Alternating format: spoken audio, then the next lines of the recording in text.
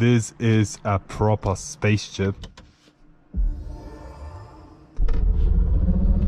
Whoa, this is cool. It's full finished in plastic. I really don't like it. The inside of the EQS SUV is super nice. We have the 7-seater option with this one and also the Kuschelkissen.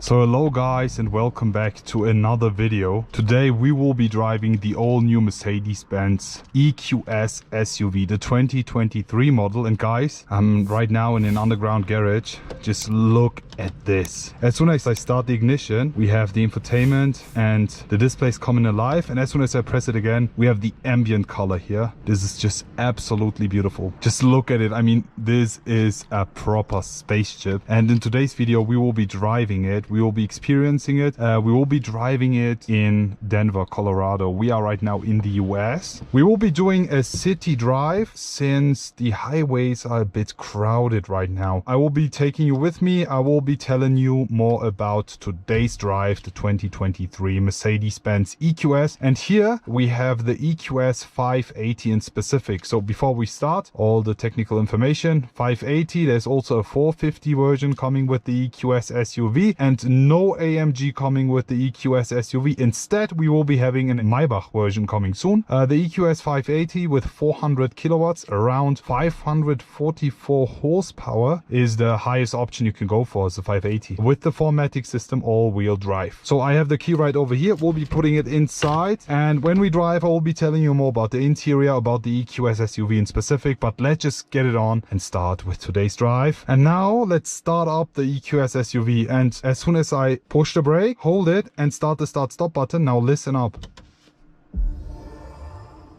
This is how you know that the car's ready to drive. I'm super excited putting it into drive. The handbrake is located a bit more to the top. Back in the days, it was located a bit lower with the EQS, I think. I'm not really sure. Maybe it could be also the seating position. But yeah, putting the car into drive and starting today's ride inside the all-new EQS SUV. Just have a look on the interior, the way the color changes. Wow, this feels like home. It is just so beautiful.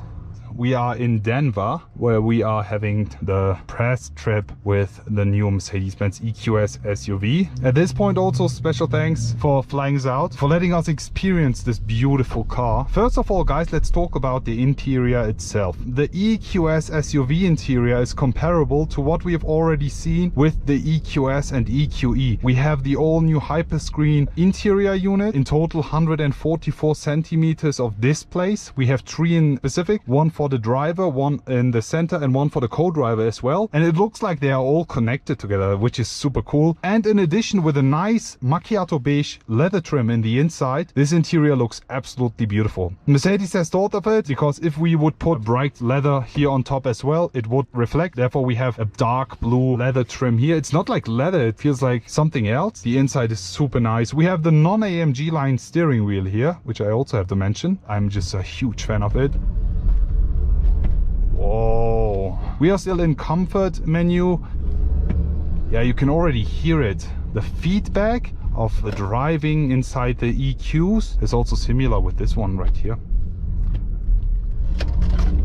As soon as you accelerate, you have a nice sound feedback here, which is cool. You can also shut it off.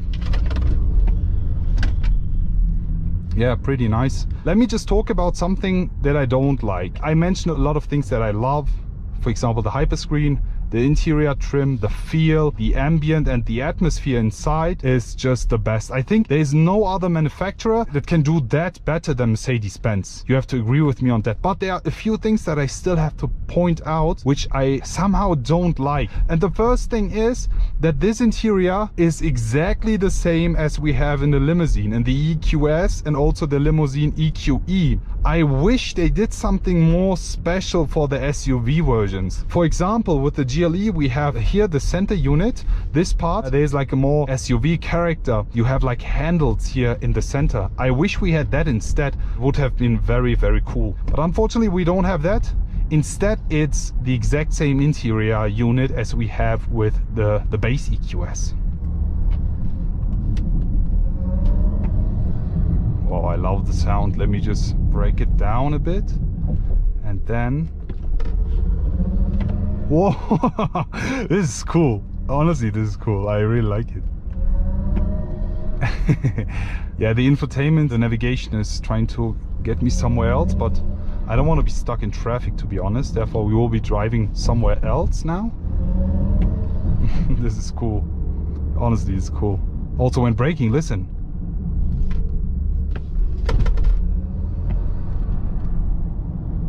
Nice. And the second thing that I don't like with the EQS SUV and with all the EQSs in specific is, I mean, we are talking about an EQS, don't forget that. And unfortunately, the airbag cover here on the steering wheel is full finished in plastic. I really don't like it. I wish this was an option to go for the leather cover instead, but all EQSs are coming with a plastic airbag cover, which in my eyes is kind of cheap looking. Or what do you think about that? Please share your opinions in the comment section below. Guys, I have to say the EQS Drive, the base EQS, is already a very, very comfortable car to drive. The electric drive, the battery, you have the center of gravity, the drive, the suspension, and the complete package of the car is fully focused on comfort. And I think with the EQS SUV you have even more of that, because the seating position inside the EQS SUV is a bit higher. You really don't get tired when driving with this.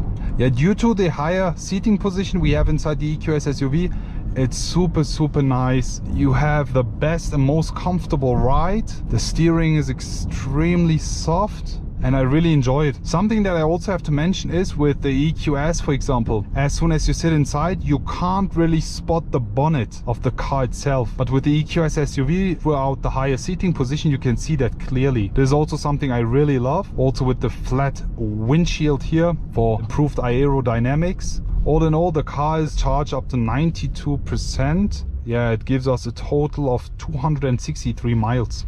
Which is pretty decent and very accurate, to also mention that. Left turn here and... Okay. Pretty nice to have that sound. You can also turn it off if you don't like the sound, but I prefer it, you have it. All in all, guys, I'm in love with the new EQS SUV and I really can't wait to see the Maybach version coming of this. I mean, the inside of the EQS SUV is super nice. We have the 7-seater option with this one and also the Kuschelkissen on the seats. Even the seats are illuminated, as you can see. I mean, this is almost Maybach-like, but there's still a Maybach coming which will be even better than this base version, which is so crazy.